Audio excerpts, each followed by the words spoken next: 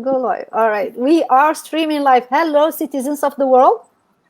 Hello, Hi. everybody. Assalamu alaikum wa rahmatullahi wa barakatuh. Welcome to our broadcast today. We're going to be talking about women in social media, women and social media, the role of women in social media. We're very excited to have beautiful ladies here, Thank from you. younger preteen to adulthood. That way we can have different perspectives and different opinions.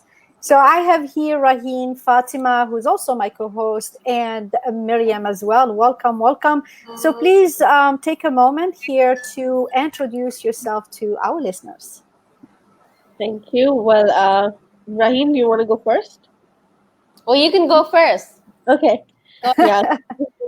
Yeah. So I'm Maryam, and I'm currently a life coach and a personal development trainer, as well as an integrated clinical hypnotherapist with a few more modalities in my bag. And all we cater to is mental health, emotional health, and energy health. I'm also Reiki master, so I'm all in for nature and natural healing and anything that helps in the process, basically. So I'm currently in Dubai and just having a nice life. That's all. But I have two kids, and I'm very happy in my family life. They're brilliant, beautiful, intelligent young people. So that's all about me. So Thank you. Maryam, I did work years ago in preventive medical universities, and I have tons of questions for you. So maybe we can Sure. compare notes.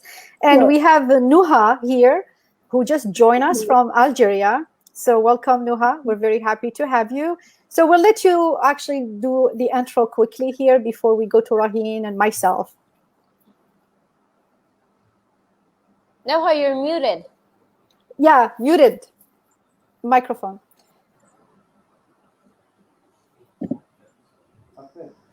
All right, Oh, now sorry, I got it you're fine. now. You're fine. Don't worry about Okay, it. I'm sorry I missed the beginning of the discussion, but yeah, We I'm haven't not sure. started yet. Right now, we're just doing a round of introduction, and Maryam just started with her introduction. So we'll let you introduce yourself, and then Raheen will go, and then I'll go, and then we're going to start the questions. Okay, perfect. So my name is Nuha Aysat. I'm a pharmacist by education. I have around 10-year experience in the pharmaceutical industry. So I'm Algerian, as you said. I spent 8 years in Jordan, and then I'm back to Algeria a year ago. I'm a mom of two young kids, which are MashaAllah. so time consuming, let's say, to take care of. And yeah, And Nuha is actually talking from her pharmacy right now, right? exactly. Yeah, I'm sitting in the So pharmacy right I, now. I think it's amazing because I had a conversation this morning with the brother Rizwan Rashid. He's also an entrepreneur. I mean, you guys absolutely need to watch that conversation that I had with him this morning, because Mhm. there was a last question I asked him about women in the social media platforms and the digital era. And Mhm. honestly, oh my gosh, I have like goosebumps that I'm talking about it. His answer was just like, hit a spot, right? And Yeah. just coming out of a man's perspective, I think we are absolutely in wonderful hands to have men of this caliber support what we're doing. So I really encourage you and invite you to watch that conversation. And he was talking from his car, bless his heart. So he was called into a job and the connection was bad, but we did our best to deliver a message, and it was really a beautiful one, very insightful man. And this is the reality of entrepreneurship, that sometimes you have to talk from the back of your store, from your kitchen, from Yeah. your car, which we do a lot. And we're actually fortunate that we have the technology that allows us to do it. So now I'm gonna go to my co-host. And by the way, Raheen is also my virtual daughter, and I am actually expanding my virtual motherhood because I am connecting with a lot of young, beautiful women who ask me to be the virtual Mama Shaba. And I'm like, you know what? I take the love. So Raheen is definitely my oldest virtual daughter because she was my first. All right, Raheen. Raheel. Okay, so my name is Raheen Fatma. I'm 13 years old, and I am a stand-up comedian, writer, entrepreneur, and international speaker, teacher, theater actress. Recently won an award for 25 under 25, and I ambassador and brand ambassador, a few things as well. And the most important thing that Raheen just turned 13. Yes. Yeah, and she just as she turned 13, she appeared in a radio show here in the United States. I introduced her to the daughter of a friend of mine who does a radio show called Teen Talk. And as she just turned teen, the first thing she did is participate in this show. So I was very excited for her that the first thing she did is Teen Talk. Awesome. So for me, I am technically the host of this show. Raheen and I have been chit-chatting for a while. We met and, kind of just like coincidentally, and I think we just clicked. And as we found a lot of common grounds and kind of being like-minded people, I mean, for her age, it's pretty impressive. We were talking about this whole idea of what we're doing online and the different challenges, intricacies, difficulties, I would say, kind of weird interactions that we constantly have. And it made me reflect, and think that women are everywhere, right? But we worked hard. We worked hard to become everywhere. For us, everything has been a fight. The women rights movement is not something that was handed us in a plate. It's like, hey, women, we want you to go to school. We want you to get education. We want you to work. We want you to vote, So it's been really a struggle throughout history that everything that women got, in a way, we had really to pay sometimes very high price. And here's another landscape that we are entering that must be or might be misconstrued, misunderstood about what women are doing online and what women are doing in the digital platform, and how we can create or initiate this conversation to bring about ideas about really, I see my role in social media not any different from being in the classroom because I was a teacher, or being a manager, or being an educator. I don't see any difference. It's just a tool. And this is where I think we need to have a global conversation, especially coming from Muslim countries, that our presence online is not any different from going to the market and shopping, or cooking, or cleaning, raising the kids, going to teach, going to do your work in a pharmacy, or having an office of a doctor. The landscape is just a tool. And this is why I felt strongly about starting this conversation, which, by the way, I don't think is going to be the last one, because it's a very important debate. About me a little bit, I'm an educator, an entrepreneur, I'm a career and business coach. My biggest focus is success, health, and wellness as well.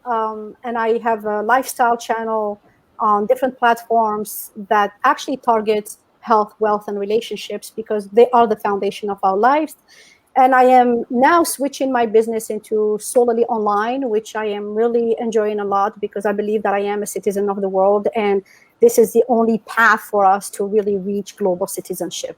So this is a little bit about why the topic came about, and a kind of a little bit about myself, which I think in a nutshell, more can be said about each one of us, but we're going to kind of dive into these conversations. And Raheen, I think you got the first question. Yes. So I've got the first question, and the question is that what are your thoughts on women on social media and on women influencers? So we're going to start with Nuha, maybe. Yeah, maybe on my opinion, then I would cover two things: my experience with the social media, and then what I see in, as you said, certain parts of the world, which is the MENA region that I'm covering. As I said, I have been between Algeria and Jordan. So I believe there are two parts. So the strong presence of women and specifically business women in the social media is very emergent in our region. We used to be, the culture of the region, and even when you go visiting a family, you have always this plate where the woman has to stay in the backstage, which is basically the kitchen, and so on. So But I think the last 2 3 years were changing dramatically. So today you can see many women that are influencing on social media. I would also say that they are more efficient than men in our region, because cultural differences always play a huge role in such cases. um, the use of social media, from what I see around me, is mainly by women. So they play the role of the users, but now they are more getting into being the influencers, participating, and so on. And then, speaking about the trends, of course, there is the biggest part, which is about fashion, makeup, these kind of things. And then it expanded to more of domestic advices and so on. But luckily, I see more and more women. I'm sorry for the background noise. As you said, I'm in the pharmacy, so it's a little bit busy at this time of the day. So now we see more women that are covering, personal development, that are promoting their businesses, speaking about other important topics. So I think things are moving in the right direction in terms of women presence in social media. Of course, there will be some consequences on our day-to-day lives, because now the women have access. Those who were sitting at home, not seeing anybody, not being exposed, today can seek advice on their personal relationships, social life, many things. So in the coming few years, I think this is going to completely change our real lives, not only the social media part of lives. This is from my perspective. Wonderful. Thank you so much for that. And you really hit it right on. Before I go to Maryam, I just want to read you this. This is for Nuha. Iman Meladi said 1 2 3 Viva l'Algérie. So I thought I will share with you. It's a slogan in Algeria, like 1 2 3 Viva l'Algérie. That's how we normally cheer. Whenever we hear it, we have to shout and to... Yeah, so it's our way to cheer. When we cheer for something, we do 1 2 3 Viva l'Algérie. So I wanted to share this with Nuha because she's Algerian too. Maryam, what are your thoughts? Well, I think there are two sides to every story, every coin, and where yes, women's role in social media is becoming more and more stronger, because especially of e-learning, every mother had to learn. I had to learn a lot of things regarding apps and regarding education, and actually educating my children through social media, where uh, there was a thought that they should be put on a screen time and social media should be limited. Now it was the way of life, right? So yes, this situation especially has brought everyone here, has brought everyone online, and this has become one of the new presence that we have. And influencers especially, hats off to them that they're doing a great job. They're learning and they're also teaching and they're also helping women out. However, I think we would need more influencers on mental health and emotional health. Not only that I belong to this field, but Noah, you would know as well that this addiction of social media is affecting women in a very strong way, which probably they can't really tell. um, I went on a few years back, I went on a social media detox, and for a week I did not touch anything apart from just WhatsApp, and literally my headache was gone. There's a certain strain on my head all the time that was gone. I was focused on my kids. I was living a life, and I was like, nobody has to reach out to me, and I don't need to reach out to anyone, so I can have my personal time. This is this is the difference I felt, that coming out of the bed and opening your phone and instantly checking out everything, to just getting out of the bed and feeling hungry and having breakfast. This is how normal life went. So I think that we need influencers to also educate people of how much should they use social media, and what is the right use of social media? Because this is a tool. This is not just for scrolling and taking effects and trying to build up like the perfect profiles and saying that, oh, I went on a great travel and putting all the pictures up and just, getting all the likes. This is not just about that. That is more of like giving a gun into a child's hand who would either, shoot out when he's very, scared or, anxious, or maybe when he's extremely excited. This is how social media is for some people, and for some people it has changed lives. It has really changed lives, and especially women who do not have the facility, or sorry, I would say that we spoke about Muslim women who are not comfortable going out and working in an environment with men, and or And that's maybe a really good point. Yeah, absolutely. yes, social media is an excellent space for them because they have all the potential to be successful. They have intelligence, they have knowledge, they're well educated, they have duties at home as well. But at the same time, if I think if we start putting women more online, and letting them be more free of being a part of an organization from their homes, this would bring out like the organizations can have such an extreme intelligent workforce that they can't even imagine, because men are very good with field work and doing stuff which is more of obviously late night meetings with the clients and stuff. Women have restrictions anywhere in the world. They have restrictions, so maybe women can take the job which they can comfortably do from home, especially women who are expecting and who are on a leave. If they're still working and if they can still look after their kids, they don't have to restrict to just like a few weeks and then come back to work. They can. So I think this whole concept of coming online and what we have learned during this lockdown can be used in a very, very good way. It can be utilized in a way that you can involve so many more females and teenagers like Raheen. Like I'm sure, like Raheen, you would be otherwise thinking of okay, where can I go and reach out to people?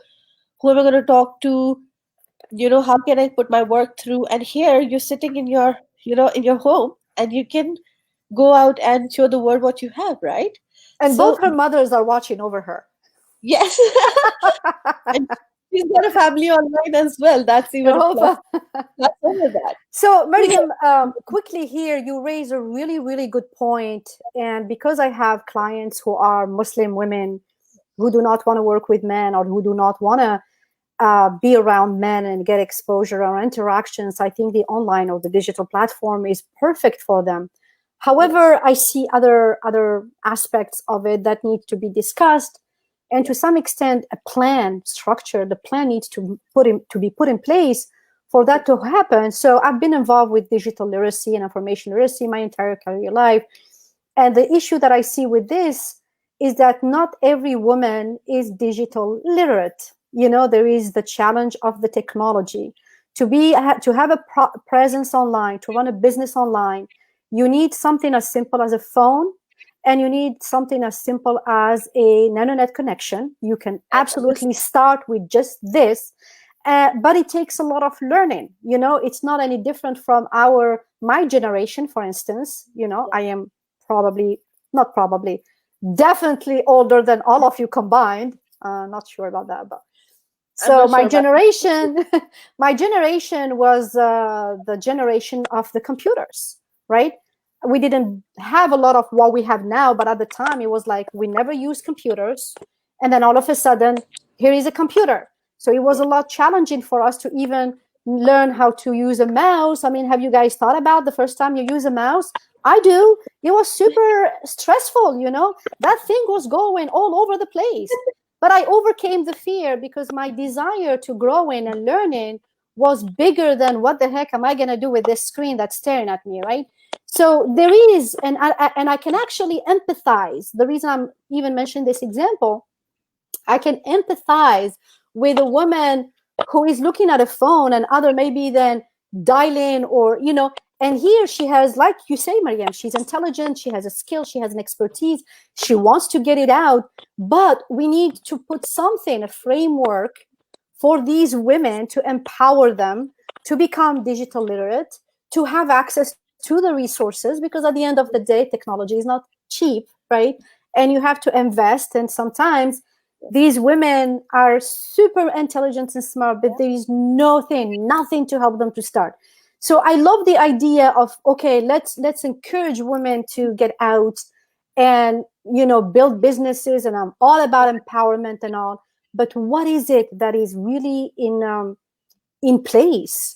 Maybe through foundations, through groups, through whatever it is. This is where I think those of us who are lucky and we're out there need to think about how we can integrate these women and provide them the means to even accomplish that, because it's beautiful all said and done, but until it's done, right? Yes, So, true. Raheen, I would love to hear your thoughts about your question. It's Raheen's question, by the way. Yes, it is my question. Okay, so I think women on social media, again, like Mama said, okay, so I call her Mama, so I'm gonna keep doing that. I'm gonna call her Mama Shaba for the clearance, but as she said, that it should be as normal as like women getting out of the house or getting food or from like the grocery store. So it is very normal now, but again, at times, and then again, like Maryam said, that we just use it for scrolling at times, and it's just just checking out the new trends and everything.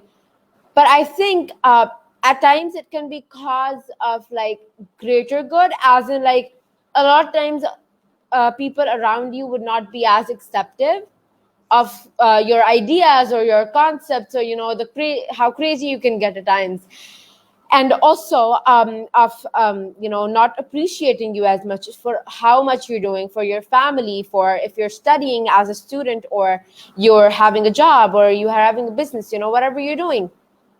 But on social media, like me, so the thing with me is that I do anything, a lot of people appreciate me, and that's something that's like so healthy, and that makes me so happy. But again, like on social media, the exact opposite can happen as well. Like body shaming is a very common thing among social media influencers, and we have a lot of people who are fighting each other on social media at times. But it can be cause of greater good if we are willing to kind of let it be the cause. Now, just before this thing started, I was looking through some kind of like, although not too much, it's just statistics, but I was like, let's get into them. And I found out that 78% of all social media influencers are women, which is an amazing Wow. percentage, and they earn more than men, by like from a study that was conducted, an average amount of money that they would make is like $1.08, like sorry, not $1.08, $100.08, that they would make like per hour, and that's way more than men would make being social media influencers. So it's such a big achievement. And it's also that we are commonizing it, because all the big names that on social media, they're usually women, and it's just like being part of that community. And Instagram is usually more famous with influencers, and the 51% of Instagram users are women, which is amazing, right? It's this 1%, more than half. So it's like majority. And it's just so amazing being welcomed into the sisterhood. And actually, me and Mama Shaba were talking about this thing like way long ago. And it was just like, for me, it was 5 a.m, but I was so wide awake. She was surprised, and we were just talking and talking, and we started talking about how we have faced some problems on social media, the kind of feedback that we've gotten to certain things. So it's just all being with all your sisters, being welcomed into that, but also men. It's men, that how do you treat women? but all the men that are around me, majorly around me, are always very, very caring, very loving, and also like are very respective of your limits and boundaries at times, and also, you know, how your belief system works and how you are, and just being a woman, being out there. So yeah, and of course, with, you know, so good things, we have some problems as well. And let me just quickly say here something. I think when Raheen, and baby, thank you so much for sharing your heart with me. I know you know, you trust me beyond trust, and I really value that. So when Raheen really shared her heart with me, and I felt like this motherhood, that's really what initiated this conversation. And that's why I really want to be talking more and more and more about, we are here to contribute to the betterment of life, of the world, to influence and impact and help people create success and happiness. And that, because that's what we are and that's what we believe in. And it's like I said, it's not any different from coming to social media than going to school and the university and this and that. And I want to start this conversation for, of course, two reasons. One is definitely to engage this talk and this discourse for the sake of young ladies that Raheen or Barira, you know, I have another one, Barira, who hasn't joined, and she's 11 years old. She's also a public figure through story time or storytelling. I adore her. So you feel like as an adult, you can take it, but these young women who are playing a very important role in leadership, who are pretty much starting a whole movement, they should and should get more respect and more appreciation. And I think the audience, if they hear us talk about this topic, will start to build an understanding that we're not here seeking unnecessary attention. We're here because we have a voice, we have a mission, we have a vision, and we're here to contribute to the betterment of our brothers and sisters' life. And in return, we're just asking people to take the work seriously. Raheen's, Maryam, Nuha's, Barira's, you know, all the women who come out there, take the time and energy and effort to really convey a mission.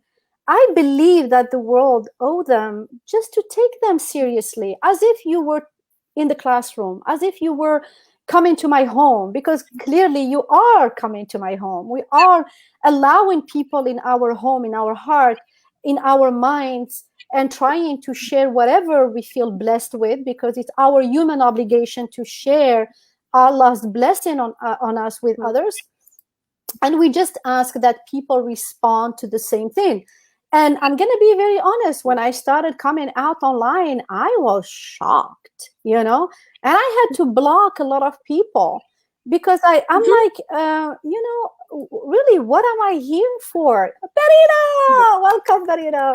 So, and then I had really to readjust. And alhamdulillah, I think now the more people are seeing me and hearing me, they kind of started to understand what I am doing online and kind of follow along the conversation. I think people, but every now and then I have these shocking statements and oh my God, and it's like I hold my breath, and it's like, why, you know?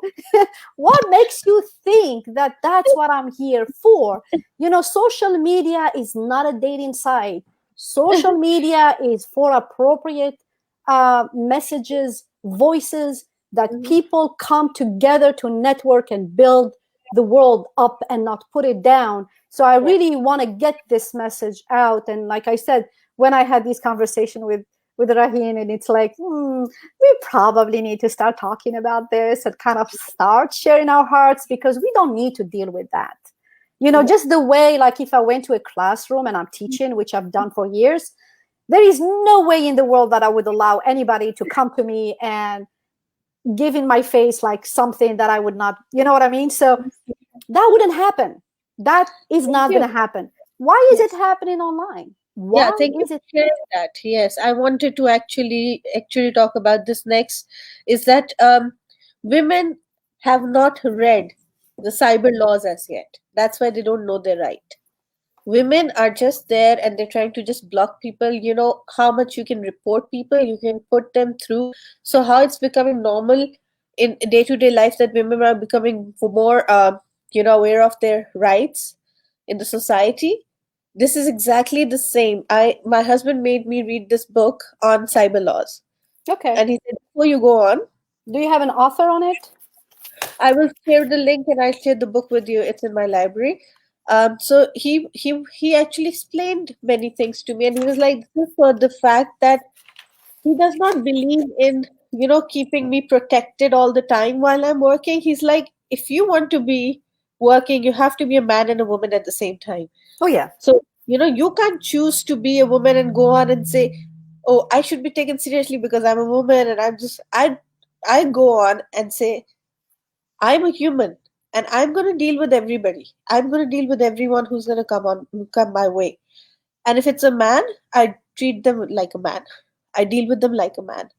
I literally have stopped being a woman in front of them and going on like, oh my God, what did this man just say? Why are people, just adding me on Facebook for no reason? I instantly ask them, is there a reason why you're adding me? And that's there you go. They just run away. They just run away because they cannot answer a woman back. It is their limitation. So instead of me going into a vulnerable situation, I kind of just ask a straight question. And if he is there for a reason, for example, for the therapies and for counseling, he would say so. But if he's not, well, thank you so much. We don't really have anything in common. So, you can go ahead and add somebody else if you want. So, I had to learn to be stronger. And this is so important that um, I had an experience which opened my eyes, which was we had a gender discrimination class. And surprisingly, that day the women sat on one side and men sat on one side subconsciously. The teacher came in and she asked everyone, and she asked the women specially, and she said, which one of you thinks that she has never been dominated by a man, or whose father, asks for her, consults her before taking a decision, and her mother is involved in the decision, and who has a balance of that, equality? And I think I was the only one raising my hand. And then she said, whoever got teased on the roads, or whoever came home feeling that somebody was following them. And surprisingly, I was the only one not raising my hand there. So, then I realized that it is how you handle as well. It's like how we handle ourselves is also the fact. Many times we come out thinking that we're women and we have to be treated in a certain way. But if we get over that limitation, we can, I think, deal with anybody who comes our way. But it's just that this embedded belief that, women are the delicate ones and men are the stronger ones. Women cannot raise a voice. Women cannot say a thing. You I, probably have not met a Berber woman. yes, Noha, she probably knows a thing or two about Amazigh women. And I honestly I'm really proud of my origins. I come from a very strong line of women.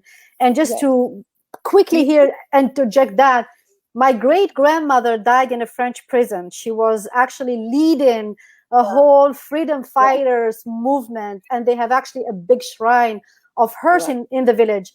My grandmother, who is still alive, and she's 96 years old, she took her mother's position when her mother was in prison, and she did that for about 2 years until Algeria became free. But both were tortured in prison. And then my grandma, like I said, was still alive. Allah have hamha. She after that she ran an orphanage center. All the kids who lost their parents during the war, she raised them. After that, she was working in a orphanage. She did a hospital, a pediatric area. I mean, she has been one of the very first women to lead the whole workforce for women, the rights for women. She's been independent. Her husband passed away when she was really, really young. She never remarried. She dedicated her entire life to community service and kind of just helping others. So I come from that bloodline of very strong women who, and I'm grateful for that. But I'm thinking about all the other ones. That's what I say. I feel very empathetic Confidence is not something that is easy. A lot of women have been. Yes, and this is where the influencers now come in. And this is where Exactly. they can create that confidence. Look at Noah. Look at Noah right now. Like, she's You driving. you rock, She's Noah. You Noah, rock, like, Noah. You No, rock. hi, yes, yes, I'm driving, so no need to put my mask. she's Yeah, like, I definitely she's not agree with waiting you, for any Shaba. man to do it for her. Sorry?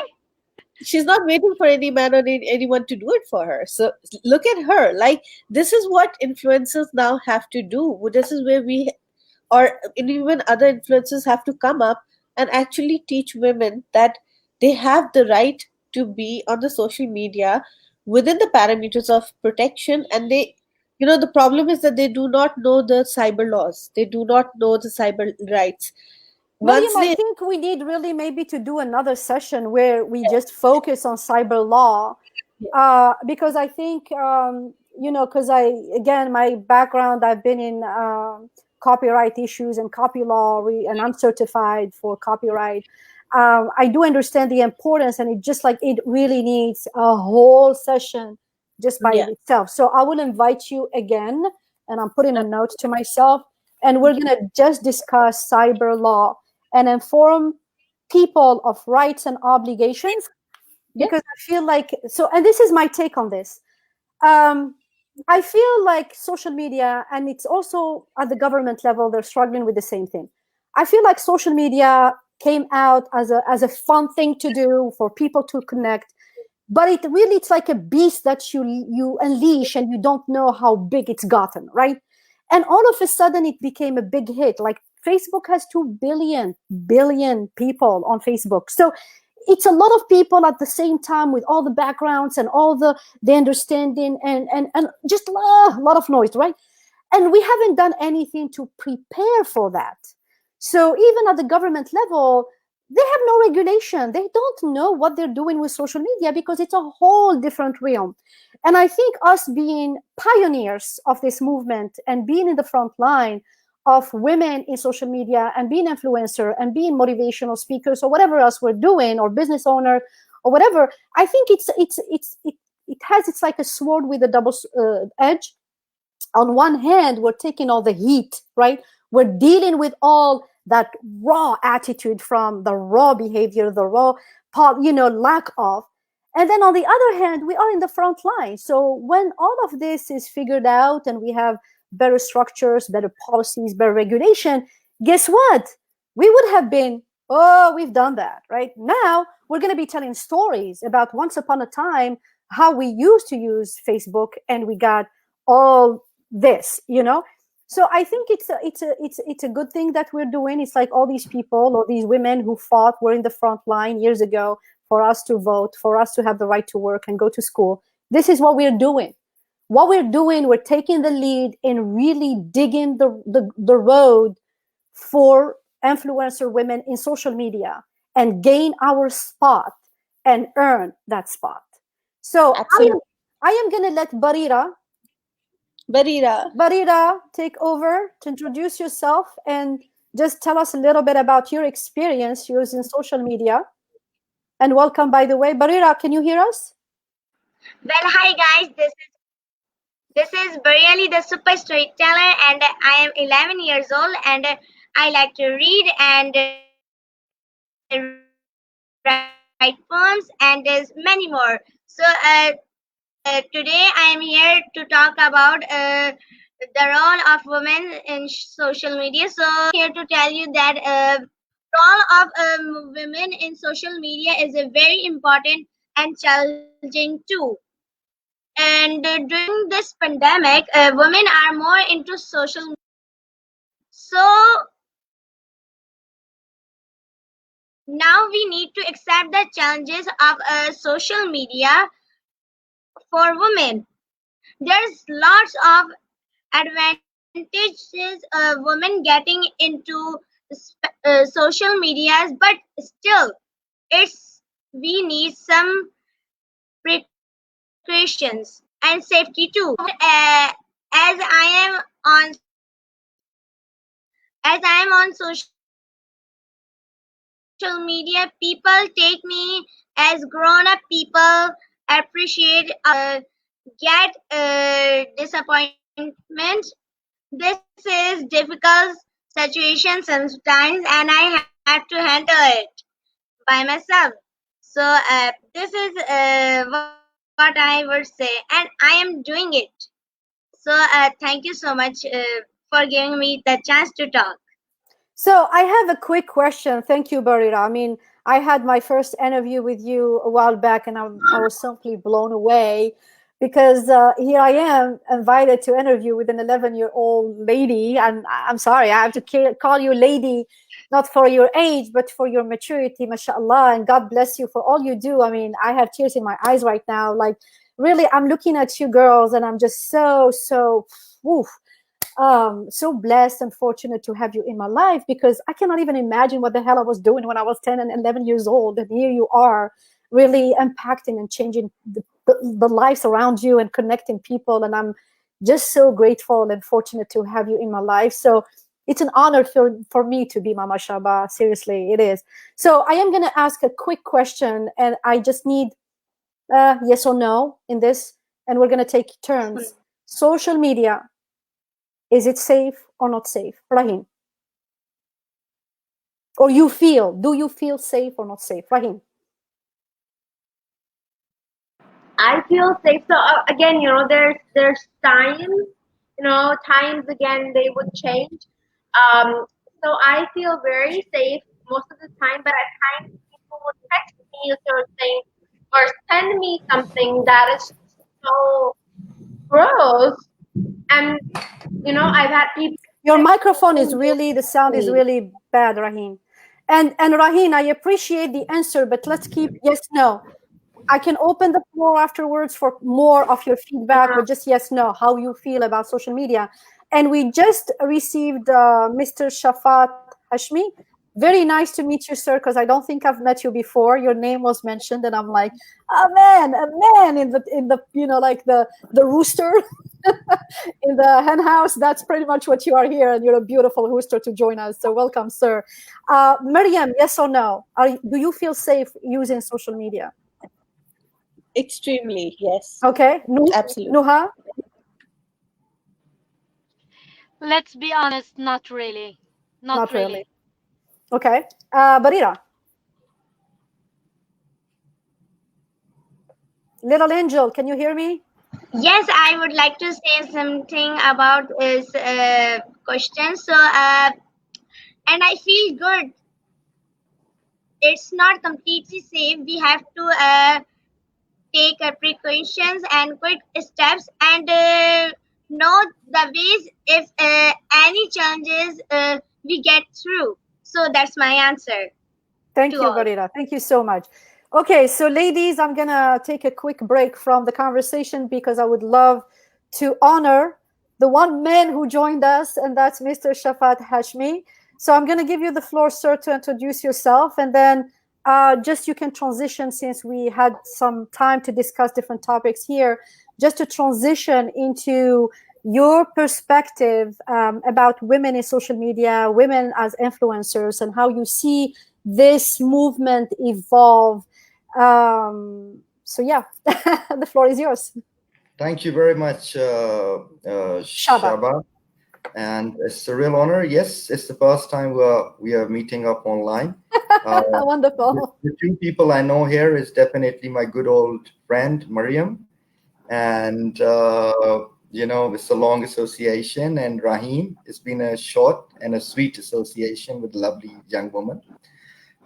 We are in the advertising and digital space. And obviously, this is my profession as a CEO for Brandbeat.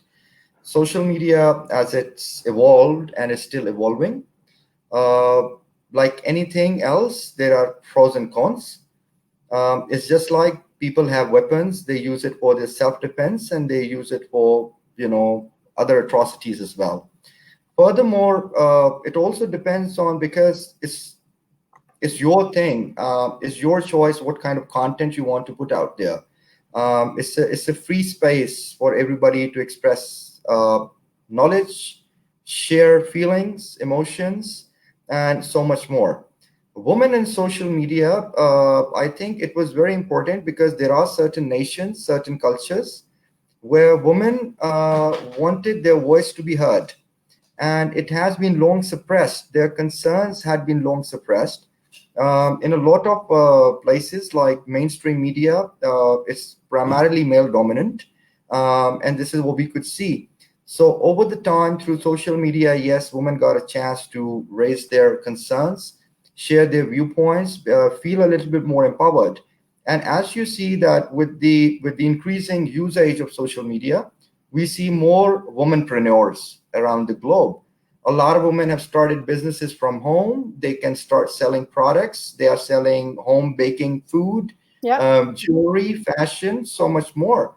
On the other hand, there are women out there who probably feel depressed by looking at other rich women who are carrying branded bags and branded heels and driving nice cars and having a million followers. So for some, it is a source of inspiration. For some, it is a source of competition. And for some, it is a source of depression. So really, the choice is yours. It is, I think, what really matters is the mindset with which you open up that app, Facebook or Instagram or Google, and it's really your choice what you wish to do and how you wish to perceive others. I have seen broken marriages because of social media, and I've also seen a lot of people getting together, finding their loved ones through dating apps. Yeah. So it works both ways. Yeah. When it comes to influencer marketing was on the rise until 2 years ago. So because we have worked with a number of cosmetics brands and others, we used to be paying heavily to social media influencers. But over the time, the consumers, like all yourself, you're all ladies, and I'm sure you all consume makeup. You follow all the trends in the Us? fashion. No. Makeup? Are you crazy? No. Okay, so maybe, We're fashion or natural beauty, just jewelry, like that. tops, bags, jewelry, something I'm sure you must be following. I'm kidding. And, majority of the women, obviously, I'm not trying to paint everybody with the same brush.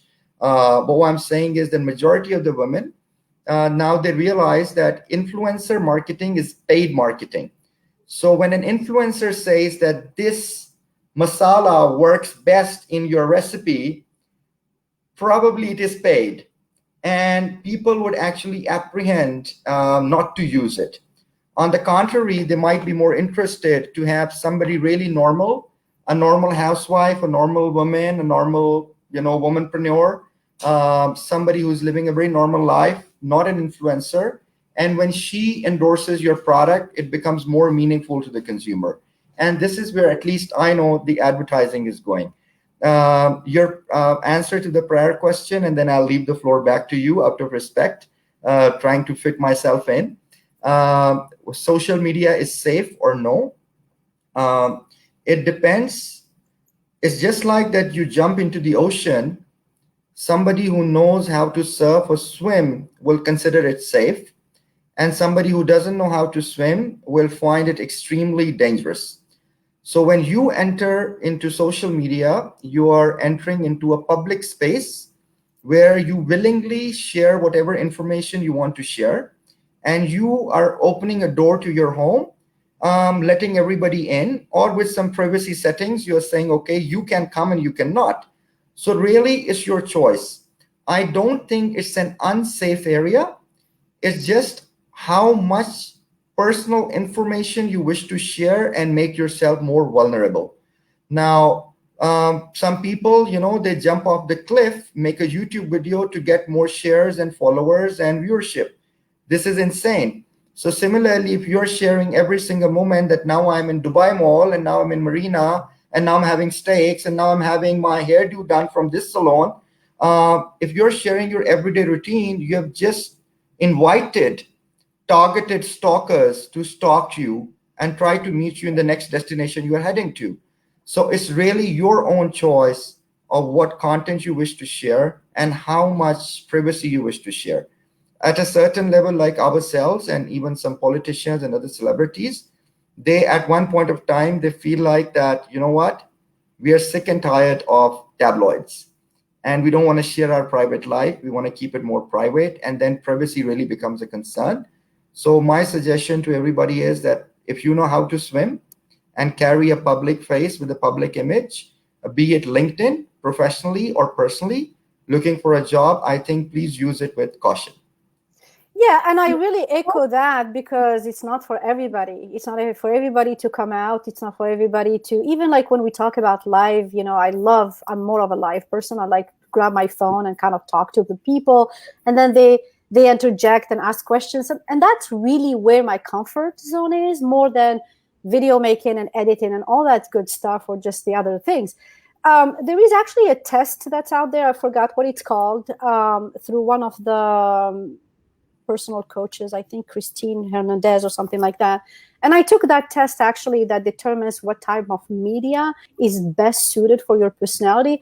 And I was actually surprised when I realized it was like this whole direct interaction and video, which I didn't know about myself, because that's not the life that I had before.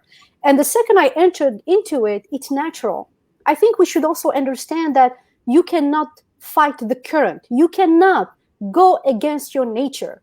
If something is not your cup of tea, you cannot force it. Have somebody else who do it on your behalf. For instance, if you're running a business or something like that. But don't put yourself in a situation where you cannot handle the movement around you, where you cannot handle that energy, because it's a lot of it. It's a lot of questions coming at you. It's a lot of angry people, happy people. It's a lot of just different things.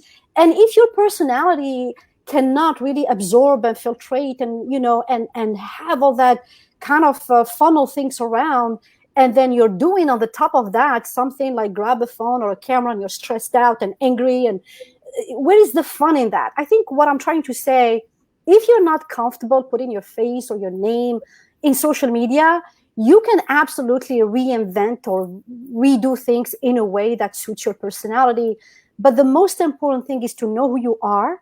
Where is your comfort zone, and build yourself up like that, because there are just so many ways of making things happen. And I've seen a lot of women entrepreneurs who are doing good business, and they don't put their face out there, and they have some spokesperson for them. They hire a marketing department. They do things in a way that does not contradict their values, what they stand for, what they can put up with, and let other people like ourselves to dive into the whole social media world, because we're truly comfortable with it. I mean, I would not do what I'm doing if I was not really loving it. I mean, I love being out and sharing my ideas and my passion.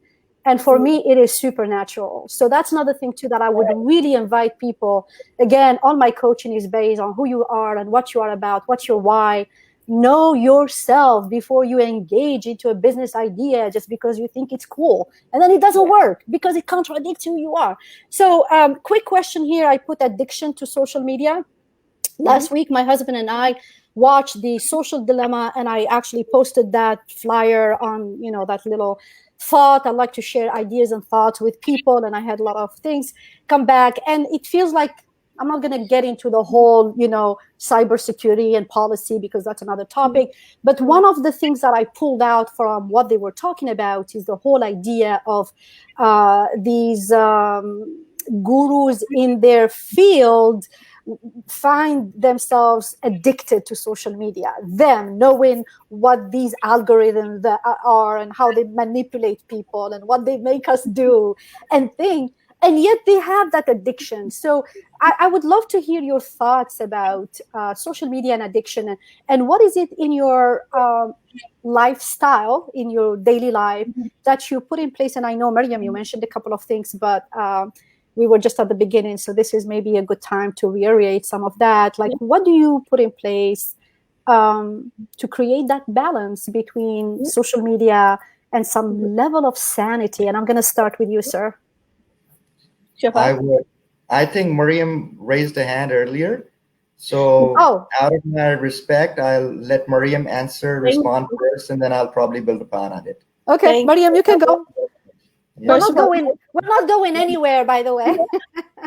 Yeah, and Shafat, while you were speaking, I was like, if you would touch upon the cyber laws, and if you want to join in, you'd be a great person to actually create this awareness for women to know that what their rights are, because a lot of women are targeted on groups and are targeted by men as well, and they don't know that discriminatory comments can actually be reported. Again, hold on, Maryam, please 1 second, because I have a commentator here who's upset because he said you don't care about viewers and their comments. So what's the benefit?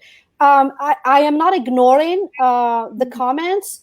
I am gonna dedicate a time at the end. So Mr. Shahrirar, if you can stick around for a minute, I'm actually monitoring the Facebook wall to make sure that your comments are taken into consideration and read to my panel.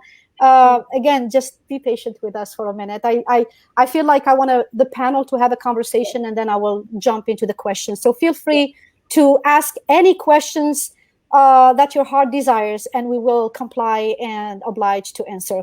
Sorry about that, but I had to clear the air. Yeah, I truly believe in even my household that it's not the kids who need a screen time, it's the adults who need a screen time. And if we put ourselves on a screen time, this will help. The world will be a better place.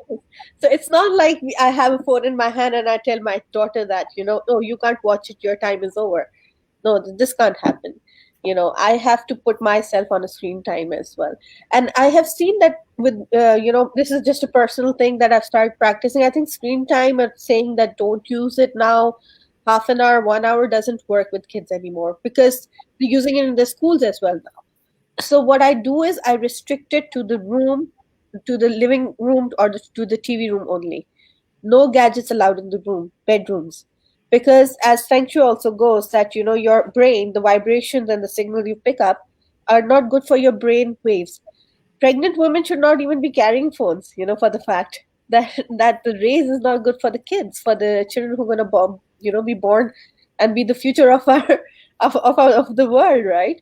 So the thing is that how much are we conscious about the use ourselves is what we need to put a check on, because for children, playing outside and being on social media is only what they're it's the same thing.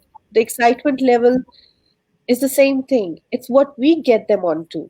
So if we are getting them addicted because we are doing it ourselves, I really don't understand mothers with phones and say that I have a screen time for my child. I don't see the where would that bring a balance in the child's life who'll see their parents on the phone and would feel deprived of it and one day would get addicted again because finally he or she got the freedom to. So this balance has to be created within ourselves first. Then I would say that many times when I see a phone in my hand, I would like to replace it with a book. And I say, okay, how much difference would it make if I'm reading a book instead of scrolling up and down social media all the time? And if we make few conscious efforts, I think we can start giving quality time to social media as well, rather than having every kind of news. Because Shafad, you would understand this, that a lot of people like ask me about hypnotherapy and they're like, so are you going to put us into a trance? And I'm like, you're in the trance like 70% of the day because you're on social media. And You just don't know it yet. from You your didn't get the reality. memo. You didn't get the memo. Anything that takes you away from your reality is a trance. And anything that you're not doing in the now in your life is a trance. So I'm like, I probably wake you up, in fact, instead of putting you into a hypnotic state. So over to you, Shafa. Now you can build up on that. Thank I you. think you've just mentioned some beautiful points from a health perspective, physical and mental, and about the concerns of a pregnant woman, for example. Um, for me, it's like I have observed that the more we try to stop somebody for doing something that they love, the more it erupts. Humans generally are rebellious, and so the elections of Trump actually proves that. Where he came up with he came up with a narrative which was completely opposite to regular norms, which appeal to majority of the masses. So change is something which we love. Yes, it does gives us those hormonal stuff the moment you receive a like or a heart or whatever, and this is true. I have seen people who, and whatever was shown in that movie at Netflix, obviously, there's a lot of truth in it. Because they're professional people, they had to look at it legally as well, and they spoke a lot between the lines. People like us who are deep down in social media, I think it's again how you use it. Yes, if I'm stalking woman as a married man, and that makes me addicted to social media, well, I'm not addicted to social media. I'm actually addicted to getting connected and having an extramarital relationship, or at least exploring that option. So similarly, if I'm addicted to liking all the 1,000 fashion pages, I'm not addicted to social media. I'm addicted to fashion. So the bottom line is that usually, look, social media is just a platform. It's just a platform. We could be addicted to shopping malls. We could be addicted to cinemas. We could be addicted to libraries. We could be addicted to listening to some old professors who have nothing practical to share. And we could be addicted to an experimental lab. We could be addicted to our offices and work. So there are so many types of addiction. Overdoing anything is completely wrong. It's just this, that for my son and my daughter, I actually ask them to use social media in a better way, because honestly speaking, social media is not going anywhere. It's just going to grow into a bigger monster. So it's better that I equip them with all the tricks of the trade at this age, so they're a step ahead from the next generation. The only thing is that I need to guide them that instead of watching some lame TikTok videos and people jumping off the cliff and acting funny stuff, putting Mentos in a Coke bottle, I will actually advise my kids to learn something out of it, still in a fun way, and maybe help them experiment new things, maybe learn baking, maybe grab some new knowledge, maybe learn graphic designing, web development, or even digital marketing itself, or maybe learning how to invest in a smart way. Maybe some stories of the prophets or some other good stories. It's just, if we guide our children how to use it, it can change nations. I mean, Twitter, the Egyptian elections and the Arab Spring was because of Twitter, you know. And in the US, you can actually predict elections. So I've been working with some data scientists in the US, and when we were planning to hire them and speak to them, they showed me something very interesting. They would tell me that based on our data sciences and the algorithm we are using, we can 90% of the time we can predict which team is going to win. And it shocked me that actually more than 90% their prediction was coming true. And similarly, they could start predicting about us and about our people. So if we tend to know how people would respond to a certain stimuli, for marketing agencies like us, it saves budgets, it saves money. We won't be bothering a lot of people with mass WhatsApp marketing and mass email messages. I mean, you open up your Gmail, or I open up my Gmail, we've got all these mass messages, and somewhere the serious mails are lost. Junk had to be created. I think over time, this junk advertisement that we don't wish to consume and still comes to us will definitely be reduced because of data mining and because of data sciences. So therefore, with new algorithms in place, I think the world is going to become more efficient. And furthermore, this addiction that we talk about, deep down, we're addicted to something else. If somebody has a heart which is generally underconfident, or has a feeling of insecurity, they would be one of those spies looking at every single wall post, would not be commenting, would not be reacting. But 9 p.m., once you meet her or him, he or she would be extremely depressed. And you would say, why are you depressed? And the next thing you hear is, you know what? This guy took her wife out for a $500 dinner and you never took me out. It just came out of the blue. And this distorts relationships. Everything that we see on social media is actually a work of art. So, Mr. Shafat, that's a really a good point, because Raheen and I were talking about that very topic a while back, if you recall, and we are actually interested in doing beauty, the standards of beauty, and how social media is influencing young adults, and adults as well, because let's face it, adults are also big on fake beauty or whatever the standards of beauty. And I really agree with you that we tend to feel like social media now is here to determine the people we need to be, right? And we impose on ourselves more than we can actually handle, we can afford, we can actually be. I do the same thing with my husband, but not from social media. My husband is Syrian, and when we watch a TV show from Syria, and Syrians are very well articulate. Oh my God, they can sell you fish in the sea, right? And sometimes they say expressions like the first time a husband told his wife, "Tislam diyatak," may Allah bless your hands, because she made him a dish. My husband lived in the States for over 30 years, so a lot of that finesse he doesn't have. And I asked him, and I'm like, why you don't tell me that? You're Syrian. You're supposed to tell me Tislam diyanak if I'm making a good meal for you. But he's like, I always say thank you. And I'm like, no, it's not the same. So now he's actually saying Tislam diyatak.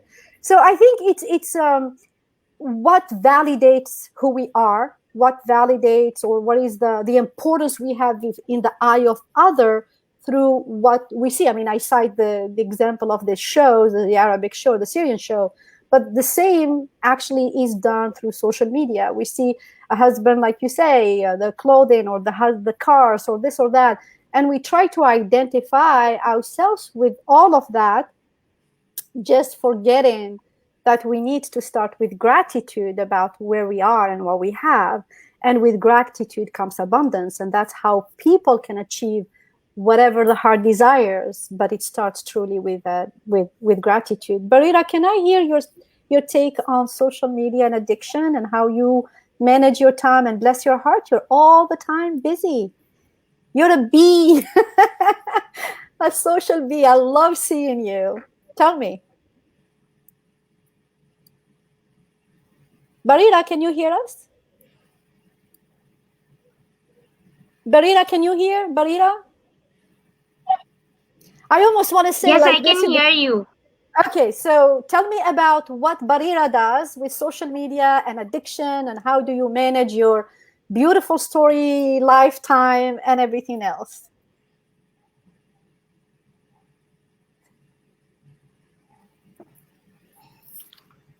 Okay. Can you? Let's see about it.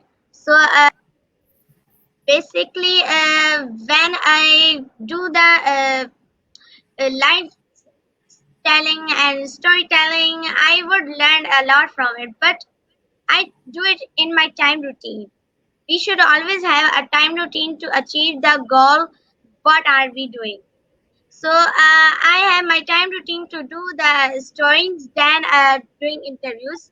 I have to practice by day to do it. And Okay.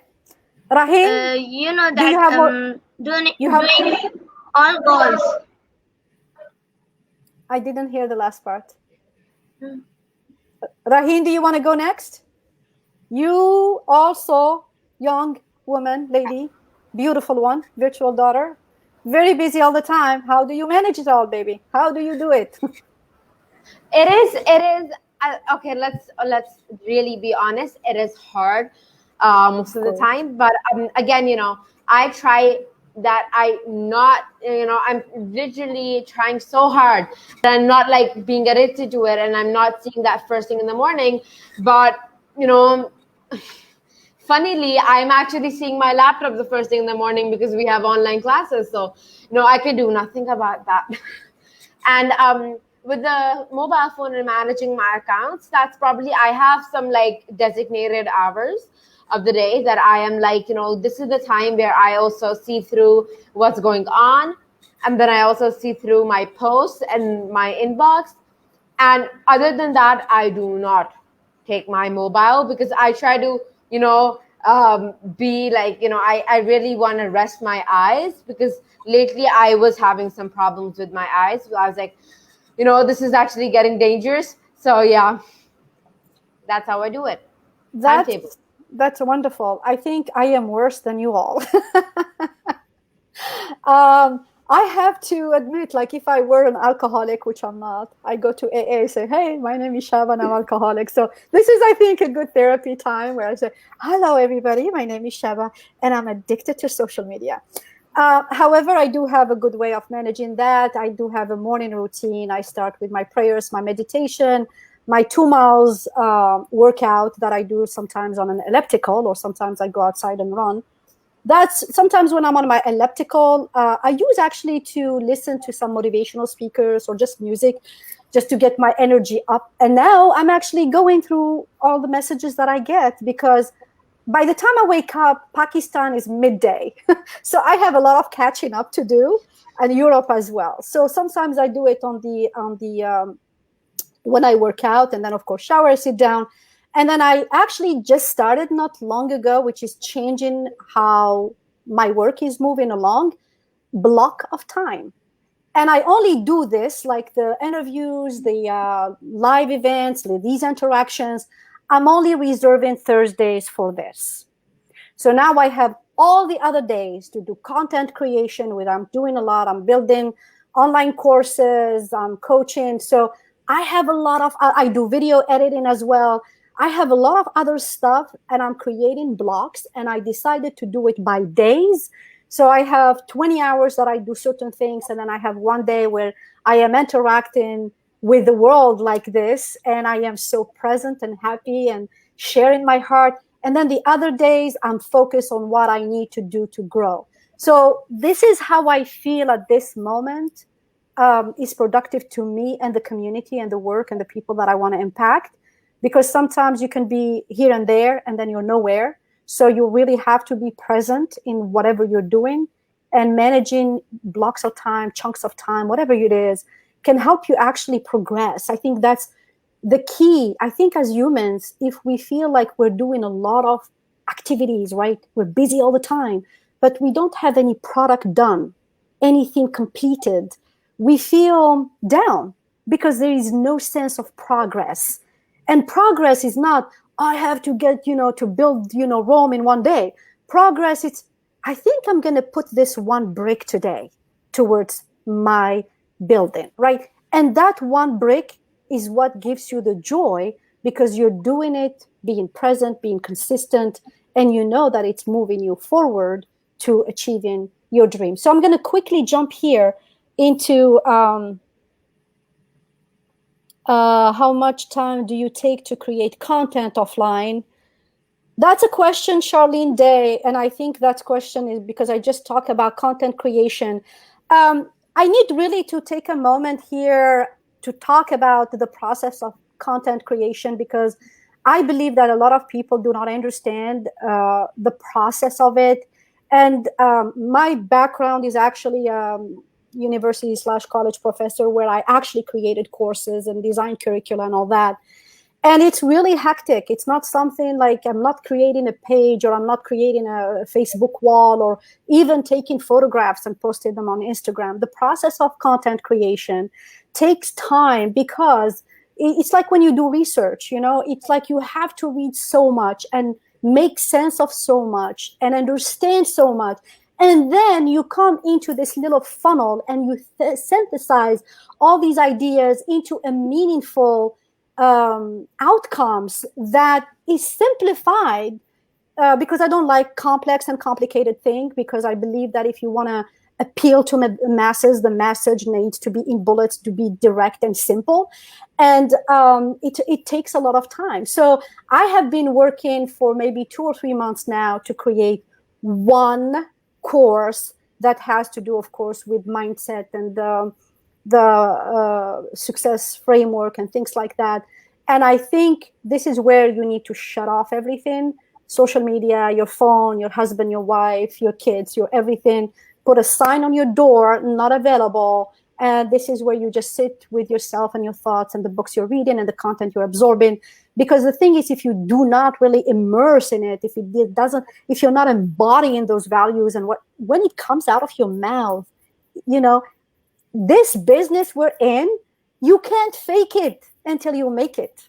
That's my belief. Any other thought? Anyone involved with the content creation that can share a thought of content creation and how long it takes them to create it? Well, 25 years in this business, MashaAllah. and we are advertising. We are communicating through products, through packaging, through different kinds of media. And you're absolutely right. Content creation is one of the most difficult things. You need to have, and you rightly said, you need to really conclude it and put bullet points and really need to go deep down, you know, explore and mine the diamonds and the pearls from the deepest parts of the oceans. And then you got to polish them into a beautiful artwork, make it entertaining, communicate it, make sure the message goes across. But if we go deep into it, it depends how much sensitivity and how much effort has been put it and how much thought has been put it. So, for example, when we are doing artworks or even let's say a TV commercial or a YouTube commercial, now you have a skip ad option at about 3 seconds and 5 seconds. Now, frankly speaking, if I'm creating a content for an advertisement, it has to be less than 3 seconds to make sure I've communicated what I want to communicate. Because the moment skip ad options appear, nobody wants to hold on to it. They want to watch the content they want to watch. So the message needs to go out in the first 2 seconds, which is a very short duration. It has to be direct. We have to use certain colors. For example, when we are making websites, we try to avoid a sharp red color on the background because your eyes won't stick to it for long. You can't use a red-yellow contrast if you're going on an online advertisement because it's gonna, stink your eyes, to be honest. We go with grays, blacks, light grays, neutral colors, warm colors. You also have to look at the cultural perspectives. What kind of characters you're using when you're creating explainer videos.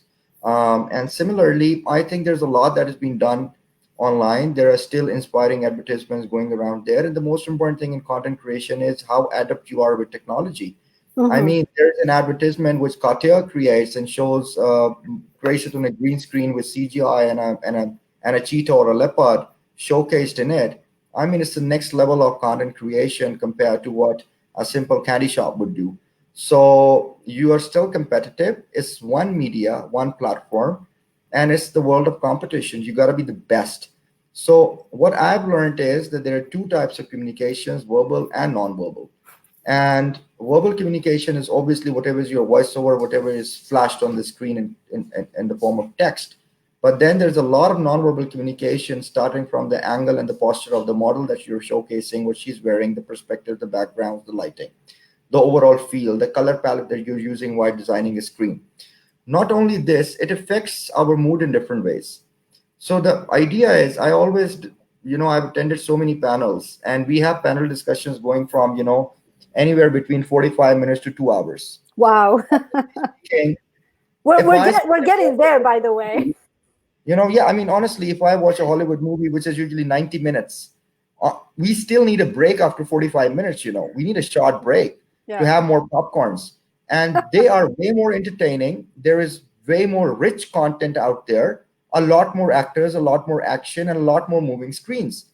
But I always wonder, who are these people who can actually sit and watch a 2 hours panel discussion, which are the same faces, which are as dry as they could be, and especially if I'm on board on that panel, it really gets boring, So the thing is that I always wonder, what is this breed of social media consumers who are ready to watch this? And how much do they watch? Now, if I look at the patterns, they actually fast forward. So, and they try to pick bits and pieces and they try to absorb a few things out of it and they make a quick decision. And at times they're just doing it to just connect with those panelists and just send in a friend request. I think over the time, there's a lot more fake fame and fake connectivity that has developed. I always tell people, you do not become famous by knowing people who are famous, and you do not become rich by knowing somebody who's rich. And before I conclude my remarks, I'll share a very interesting story with you guys, and maybe somebody would laugh out there. I have an asset management firm and a real estate investment firm in Abu Dhabi. So I was interviewing a woman, She came in and she was a very high maintenance woman. She was carrying Gucci and Paradas and God knows what. And she demanded a $10,000 salary per month, plus commissions and everything. I said, I don't mind paying it. But what kind of high net worth individuals and financial institutions and investors do you know? Because you're going to sell real estate. So you need to know investors. So, she started throwing names, Shaba. And once she started throwing names, one of the names she threw was Sheikh Mohammed. And the other name she threw was Sheikh Hamdan. And she was like, you know what? I know Sheikh Hamdan and I know Sheikh Mohammed. I was like, oh, really? She said, yeah, of course I know them. I was like, hang on. So, my coffee guy who helps me with a lot of stuff in the office, his name is Andrew. So I said, Andrew, please come in. And he said, yes, sir. What is it? I said, do you know Sheikh Mohammed? He said, of course, sir, I know. I looked, do you know Sheikh Hamdan? He said, I know. I was like, so what is the difference between this guy making 5,000 dirhams a month and you demanding 35,000 dirhams a month? He also knows Sheikh Mohammed and you also know Sheikh Mohammed. The question is, does Sheikh Mohammed knows you or not? Same is the case with social media. It's not about who you know, it's about who knows you at a personal level. When you feel depressed, how many out of your 5,000 friends are there to literally help you and extend a shoulder? All of these guys commenting on your posts and telling you, oh, you're depressed, don't worry, read this book, watch this movie, I'm there, talk to me, call me. The moment you tell them, you know what, I'm financially broke because of COVID and because of the recession, can you lend me 500 dirhams? This same guy would have posted a 1,000 dirhams dinner, and he or she would turn around saying, oh, you know what, I'm also broke, I don't have 500 dirhams, it will be very hard for me to manage, and that person will stop answering your calls. The truth, the practical reality is, it's not about the mindset videos, the motivational videos, and all this stuff that we watch and consume all day. It's about practical actions. These motivational speakers are not going to pay your bills. These people who are flaunting on expensive Bentleys and showcasing their Lambos, they're not going to lend you even 10 dirhams if you're hungry. Okay? Even if they have 1,000 employees in their hotel chain, they're not going to employ you even as a bellboy. The reality is, learn the skills when you have the chance through social media and make money through social media. And as far as you're doing that, you're doing great. And if because of that reason you're addicted to social media, I think there is no harm because it's work. I agree. The times we are I facing, absolutely. yeah, so I think my concluding note is that the times which are coming are going to be extremely tough.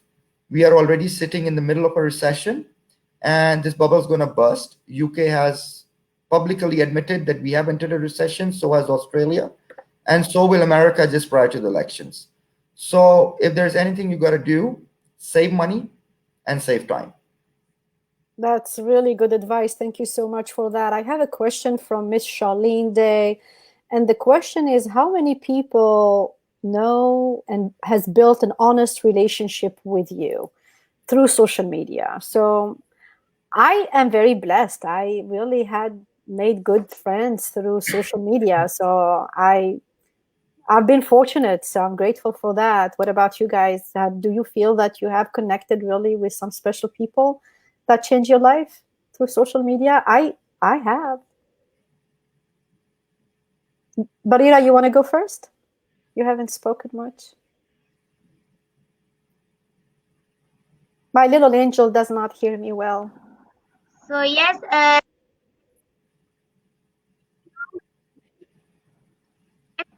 so thank you for giving me a chance to talk, and I'm really happy.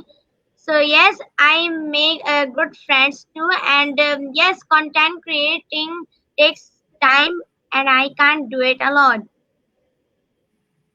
So as you know that my mother helps me and need a lot of efforts. Sometimes it becomes tiring. So if you're a child, content creating involves your family time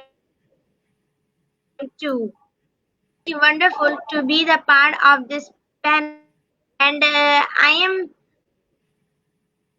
feeling great to talk about what I really face and feel. So thank you very much for giving me a chance to talk. And yes, it's great It's a learning pleasure to have you. opportunity. So thank you very Yeah. much. You're very welcome. You're so sweet, and honestly, you are so inspiring and aspiring young lady. Raheen, So, what I think, wait, what's the question again? I just zoned out for a moment. I zoned out. Did you find an honest friend in your life through social media? Okay. I had to Uh, mute a myself. lot, lots of them. Actually, I have my best friends, like very friends that I know that I can count on, like for anything. Like I could just give them a call and tell them how I'm feeling, and if I'm feeling down, they can know that. So I don't know how, but it's just like that, and it's just so awesome. But again, I have 5,000 friends, and I wouldn't, let's be honest, I wouldn't say I know all 5,000 of them. There's no way that I know all 5,000 of them, but I do know some of them like very closely personally, and then some of them I do talk to at times. It kind of takes some time to catch up with Yeah, 5,000 people. Raheen and I, we met online, and we developed this really good relationship, right? So it's like not in a million year would I have ever thought that I would have a virtual daughter, and here I am. So, and now more are joining. So it's like that's a blessing. So I am grateful for social media. Maryam, we haven't heard you in a long time. It's fine. No, this. I think I have a hidden naughty child in me who keeps on bringing stuff up in my head, and I keep laughing while I'm listening to stuff. So, yeah. So one of the things when you said that about, where you found out about your potential online and stuff, and I was just going through. I went online and did this quiz, and my spiritual animal is a tiger. So I was thinking about that. So that was a nice identifier. Yeah, for a while I did think I could be a tiger, but no, necessarily not. I'm a human. And yeah, so these things are there, and there are moments we experience online. Shafa, thank you so much for bringing that addiction is a pattern of behavior. It is not Thank just you. social media. It is not Yeah. just TV. It is not just so anybody who has an addictive pattern will be addicted anywhere. They just need to just keep doing it's a compulsive behavior. So they just keep doing it again and again. Another fact, thank you, Shafat, for sharing, is that we actually have therapies for people who are stuck in the perfection mindset and idealism. Wow. Actual therapies like full 1 hour on shifting that mindset, because this is where it starts. When mothers in the school are competitive, you have Mm. to be a winner, you have to be an achiever, to social media when women are looking at one another's profile and thinking that, oh, I have to one up. And this is a culture in the Middle East. I've realized it's more um in South Africa and all the rest, because people, there's a lot of poverty in South Africa. So, and people are not very, like, there's not a lot of show of wealth and stuff around and all. But I've seen that this part of the world, there's a lot of one up going on, where I think this amazing intellectual and intelligent women are just not identifying their potential. And men, to an extent, I think it goes both ways, that the mindset has to be catered to, not social media. The mindset of how much are you using it, like you just said. And I would like to share a conversation with a friend I had probably a year back, who I asked that, what do you do in your when you need your time, when it's me time, what do you do? And he said that I listen to music and I scroll around and I look for ideas, more ideas to create. So my mind is at work, and I'm like, isn't that you're being consumed by the device again, instead of giving time to yourself? But didn't seem to really, block his mind from the thoughts that were going on, because that's what he's trained himself for. And he's a workaholic, and it's doing well for him. But is it catering to the health? Is it catering to to the overall well-being? That is my question. Because how long will you last if you keep giving out? everything, how long will you last? So that is my question, that people who are on social media and being consumed all the day, all the time, we are actually being drained. It's not that, when we need time off, we'll just read something on the device. We're again being consumed. It's the same rays we are, you know, um, putting inside of us. It's the same influence. So going just without music, anything, just sitting with oneself, just spending that time. Me time means time with myself, not time with the, you know, not time with, with the social media and looking at women and going on like, how can I make myself look better? Because you see, if you can't think better, there's nothing that's going to look better. If you cannot think better at all, nothing in your life is going to work. And as I said, that it's a trance, what it does, it stops you to move forward in life. It delays that process because you are stuck in the past and the present and throwbacks and memories and people coming up with this stuff they shared like a day back. So it's just all the time lapse that's happening.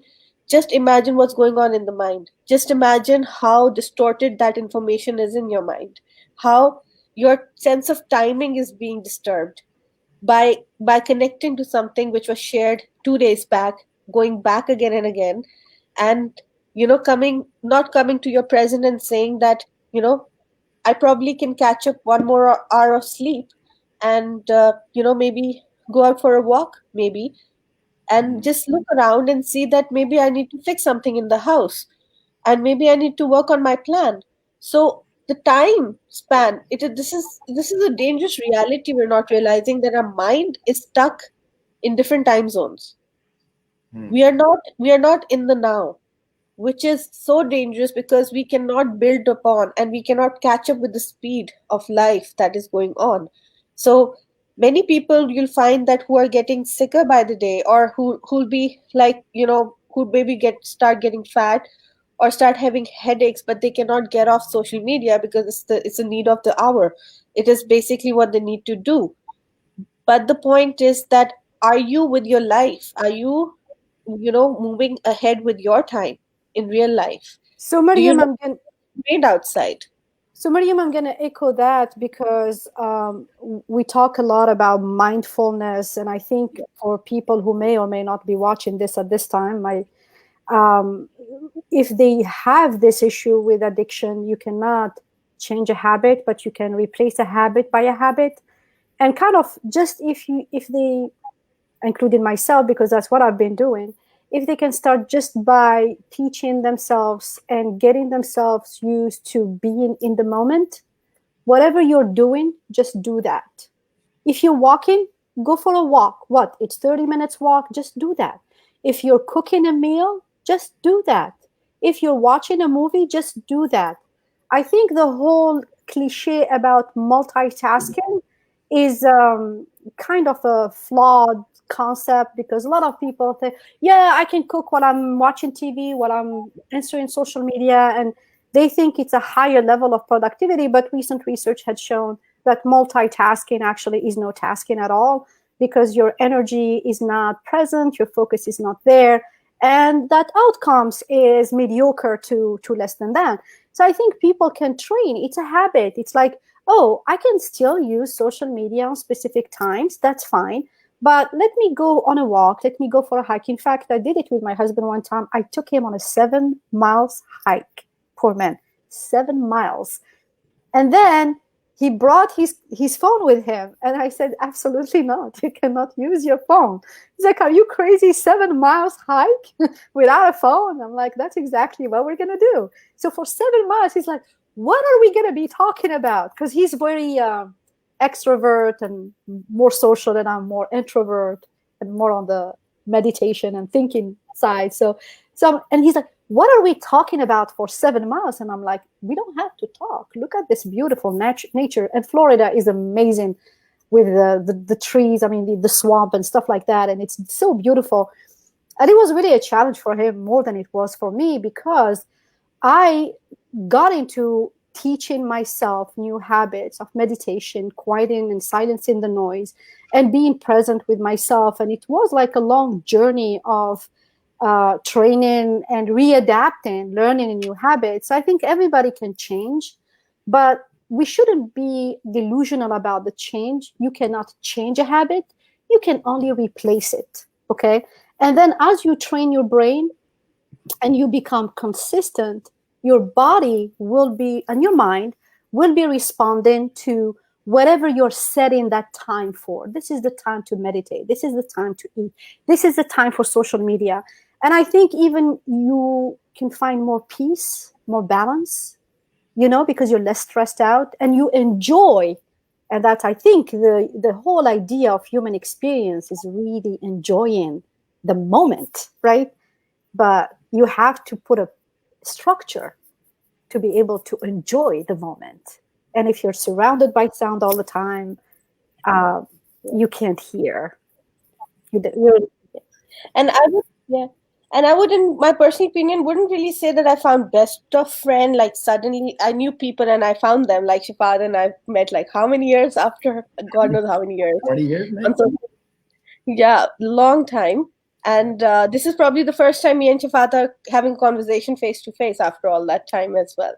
So yes, we've met. I've reconnected with people I knew, and it's a very good platform, especially in this COVID-19 time.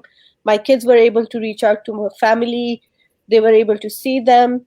So it has been really working well on that end. But I stick to the idea of having the best of five.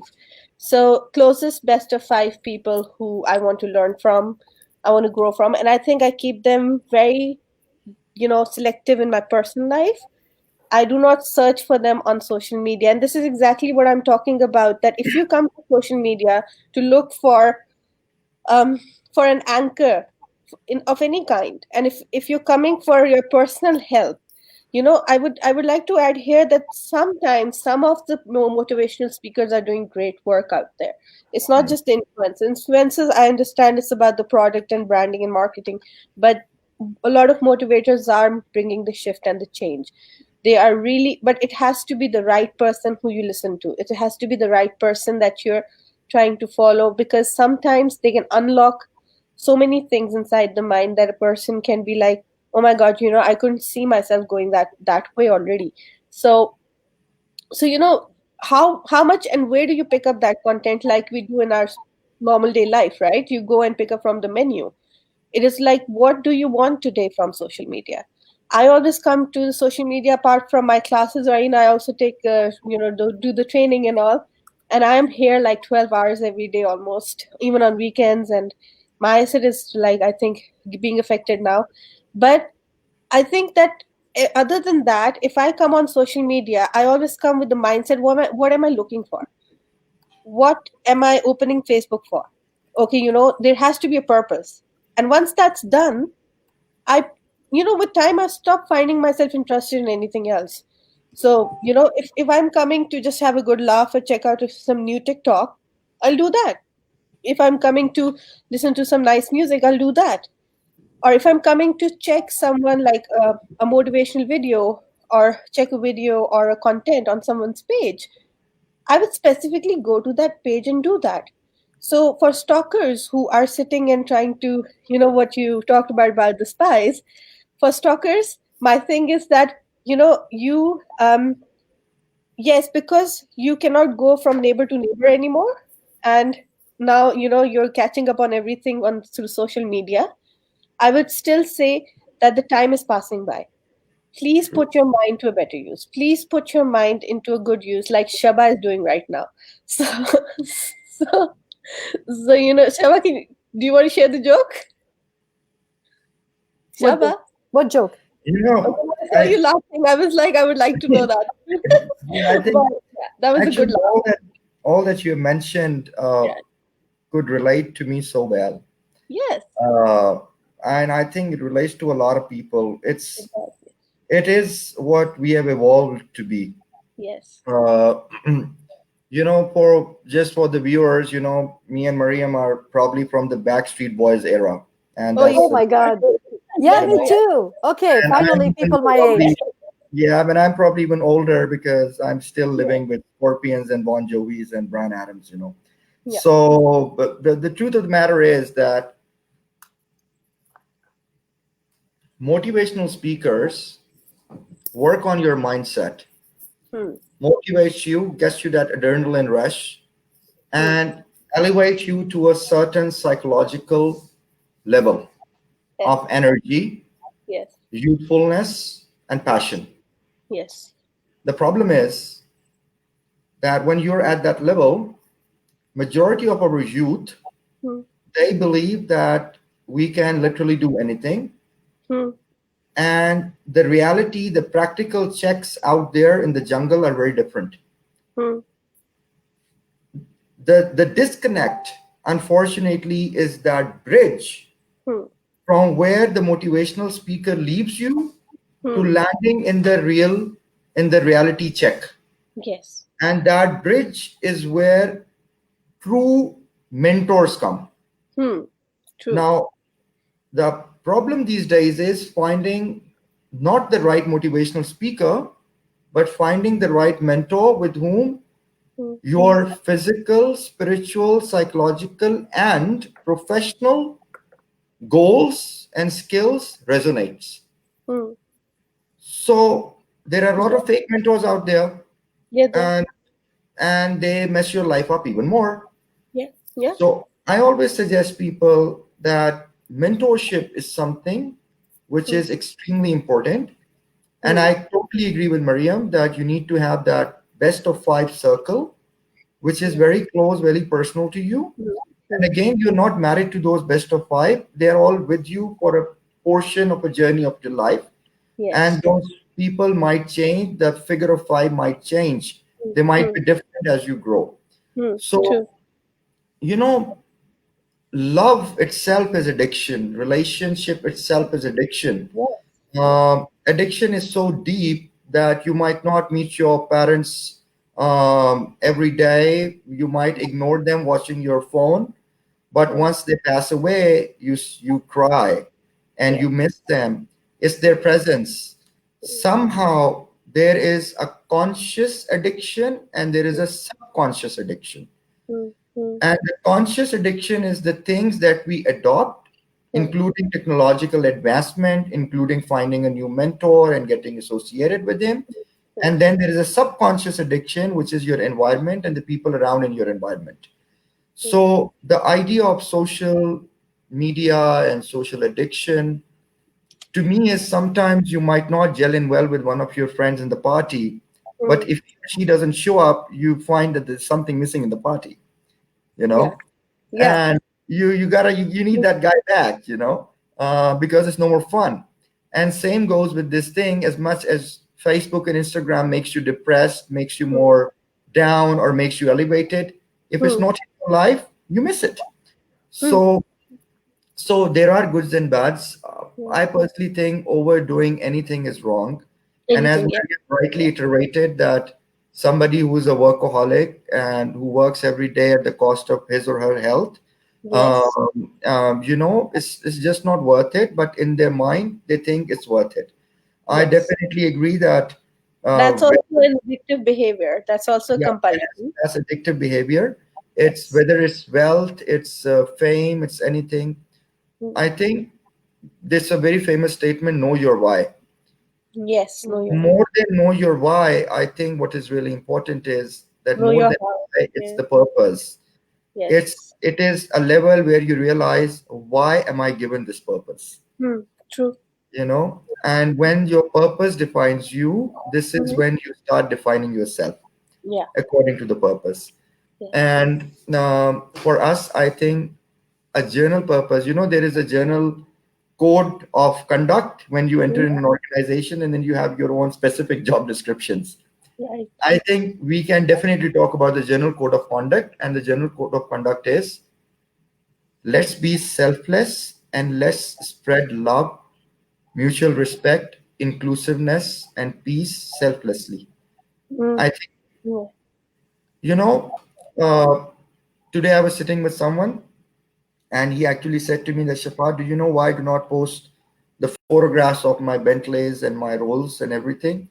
And I was like, why? He said, not because that in Urdu they say कि nazar lag jayegi, or somebody's going to get. He said, actually, I might unknowingly hurts somebody's feelings. Yeah. Yeah. So when we talk about social media, I think we should consider social responsibility at the Yes. same time. That's true. That's true. And also, my husband says the same. He's like, at times there are people who might not be sitting, who might not be very happy or might be going through a tough time. And just, you should be a little bit more conscious about, how much do you want to share. Certain things, okay, you're really happy, you want to share, that's fine. But certain things, there has to be a line that is drawn. And again, I just don't understand why, like, people would even make videos of them washing hands in the washroom and showing if people how to wash hands in coronavirus, or There is stuff, yeah. exactly, or even coming to the fact that, oh, this is my wardrobe and this is I mean, this is a very a big warning sign of how lonely people are, how Yeah. lonely they feel. This is actually a sign of low self-esteem. This is a sign where they come out to have all the likes and appreciation because they cannot find it inside. They cannot just look at something and just be happy about it. But It has Maria, to. what the millennials say when Yeah. you say a similar thing to millennials or Gen Z, Yeah. the guys born in 2000s and Yeah. Yeah. onwards, Yes. they say it's our life. We are Yeah. doing what we like to do. And why do you even care? It's my wardrobe. Yeah. It's me doing what I want to do. Yeah. And we have got freedom of speech and freedom of actions. Yeah. What is really eroding over time is the value system. Mm. When you tell a child that do not touch fire because it's hot and it's going to burn you, Yes. some children listen and some don't. Mm. So we are going through this massive social experiment True. where they want to learn that the values which our elders have told us since thousands of centuries, Mm. do they still hold or will they hurt us? Yeah. So I think that maybe after a few decades, either humanity is going to evolve understanding that all that our elders told us was a hoax, or Yes. they'll probably understand that whatever elders told us was the truth. So I Yes. think we are going through a social Yes. transformational phase. And Absolutely. our generation, with the explosion of internet, of Yeah. things and technology, is a very special race in this since the Yeah. earth is there, and we're going to experience way more because we are right now talking about ideas that how will we do drop shipping to Mars when Elon Musk is going to have people living in Mars. Yeah. So there's actually an app under construction which is working on drop shipping to Mars. So yes, there are crazy ideas out there, there are crazy people out there, and there are Yes. even crazy people like us who are sitting at this Yes. time and Yeah. talking. Exactly. So, I would Speaking of talking, I yes. actually, guys, I actually owe you an apology because Not this at all. was gonna be a 1 hour show, and I am really feeling Okay. my heart here about Rahim because she needs to go to bed and tomorrow it's Yeah. school. He's, So, he's as not. your virtual mom, I need to take care of you and send you to bed shortly. Like sometimes I'll be talking to her really late at night, and I'm like, "What the heck are you doing up?" Oh, I couldn't sleep. It's okay. I slept in late. So, just quickly, in less than a minute, your last word. And I really hope that this conversation is not one of a kind because the topic is relevant, the topic is timely, and I got some comments that I don't know why with my StreamYards I couldn't show the comments. I have to. I'm new to StreamYards. I apologize for any.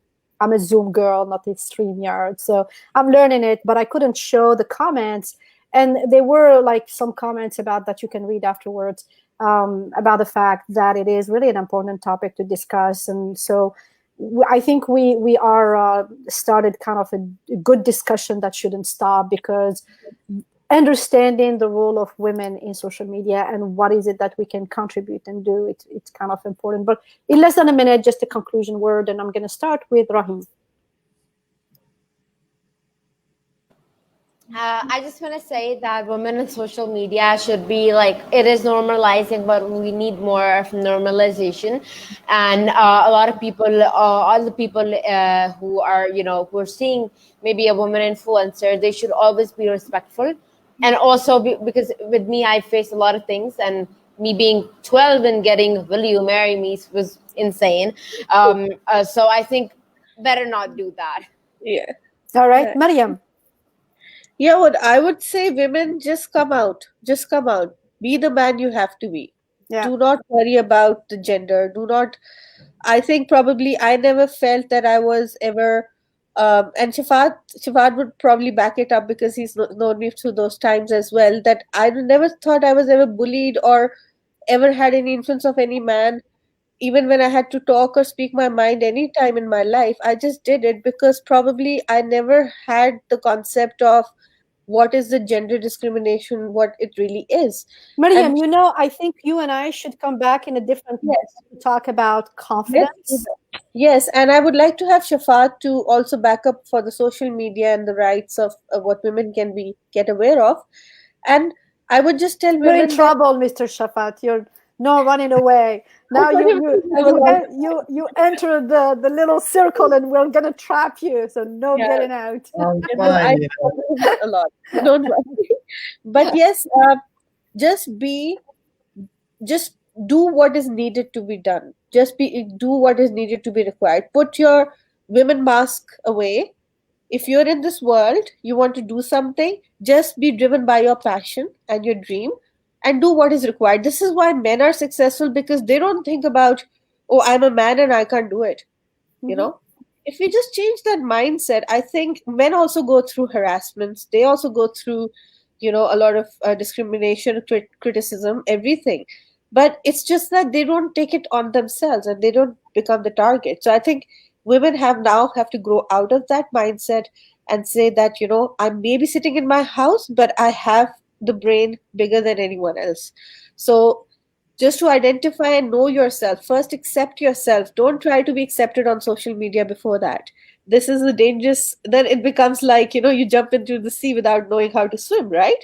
Learn to accept yourself first, and once you know who you are, trust me, there is nobody on social media who can harm you. And even if they do try to harm you, you can get to them. You can So get to them and you can protect yourself. Thank you. wonderful. Thank you. Oh my goodness. So much information, inspiration. Thank you Thank so much for thank you so everything you much. say. Right to the heart. Mr. Shafat, quickly here in I less think than you guys, 1 minute or less, just your final word. yeah, I think you guys have added so much. Before I put in my final words, I want to make a very loud recommendation. It's not an advertisement. It's just this, that I know Maryam, and she is an amazing healer. She's a therapist. There is anybody out there who actually feels addicted with anything, not only social media. I think you guys must reach her out. And I personally experienced, and I know what she's doing. I know the Reiki and everything that she has learned, and she's a master in that. So, we all need help at one point or the other, and we should not shy away from that. Coming back to Thank the you topic, so much. Thank you. no, not at all. I think this is my moral responsibility. And I think I'm also trying to set an example here that social media is a place where you can actually help your friends grow their businesses. It doesn't cost you a thing to press a like button on their page. It doesn't cost you anything to share their business pages or their websites. It doesn't cost you anything to recommend them on different groups. It doesn't cost you anything at all. It's free. So, just a little bit of gratitude for the sake of humanity. It is always good to help your friends out. They have the first right, compared to wearing a big Gucci or Louis Vuitton shirt and marketing some other brand who you know nothing about. The second thing I want to say, look, social media is a platform. So if you go around sharing your personal information on social media and your daily routines, do not make yourself vulnerable. You have the choice. Um, Never, my suggestion, and it's very personalized opinion, I would never ask any guy or girl to lose their self-esteem and integrity over social media. And losing that means reaching out cold to a woman and saying, do you like to have sex with me? Do you like to be my girlfriend or a boyfriend? This is not how you connect on social media. It is you losing out your self-esteem And then when that woman posts your profile pic and says that I blocked and deleted this guy, you not only harm yourself, but you harm your country, your religion, your perception, and your family name. So for God's sake, try to be a bit responsible. The second thing is that it's not a place to vent out also any opinion that pops in your mind, because it's not that you shout out something and then later regret and might lose some good friends just because of your rash, temporary opinion. So it is good that social media is a learning platform. I consider it more of a business platform. I find it as a social networking positive platform. And this is why I take social media as fun. So as much as I might post a lot of serious shit out there about business and talk shows and God knows what, and my, sad long face with a serious tie, sometimes I post funny things also. So it's something silly, I mean, you can be silly out there and let some judge and let others don't judge. For women out there, let the brand or your firm or your business or your profession outgrow you.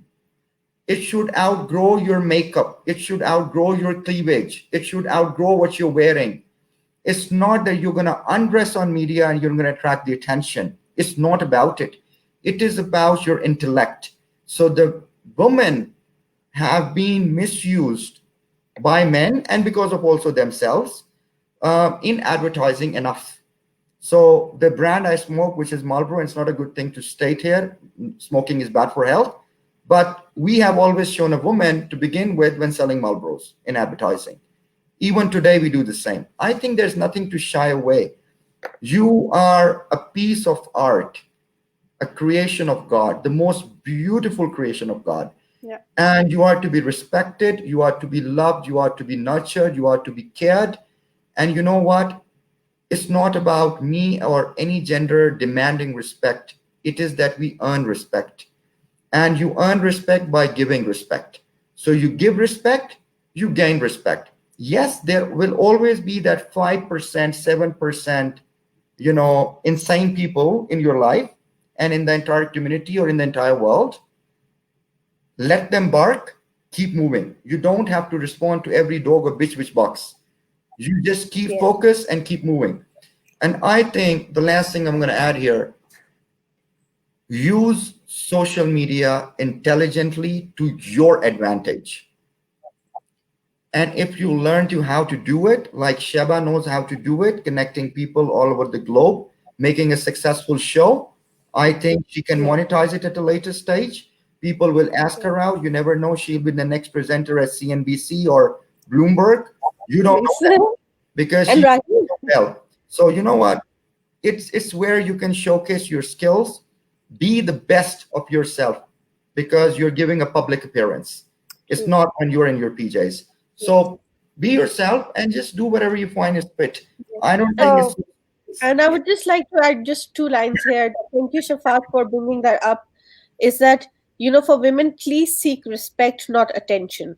And I don't mean Thank you so much. I for don't that. mean by saying brands. I like brands too. I don't mean by saying what you're wearing. I don't mean by, anyone who has any addictions, no judgments whatsoever.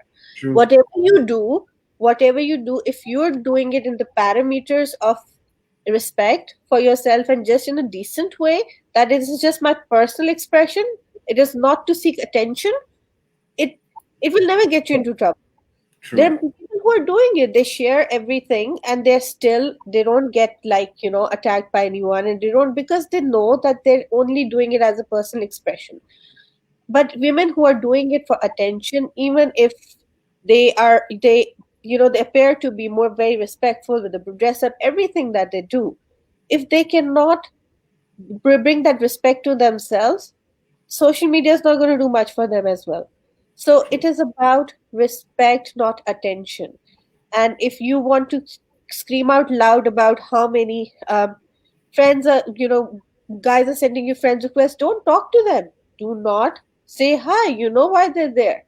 But you have to talk, you have to fall for I think the best thing about living in the digital era and connected through something as simple like a Wi-Fi is that anytime you can be bothered by a conversation, it's like, hello, Sorry, I can't hear you. Sorry, I think I'm losing signal. I think, Yeah.